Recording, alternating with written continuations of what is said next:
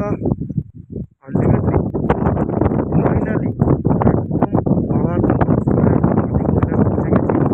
দেখো সামনে একটা সুন্দর পাহাড়ের উপরে সুন্দর একটা ঝিল, জল কি সুন্দর পরিষ্কার। এখানে সবাই, সামনে আদি কৈলাস বাবার জায়গা, বাবা এখানে বসবাস করেন।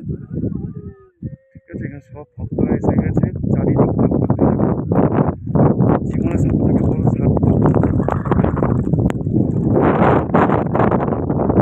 প্রচুর পরিমাণে সুন্দর, প্রচুর এসে গেছে।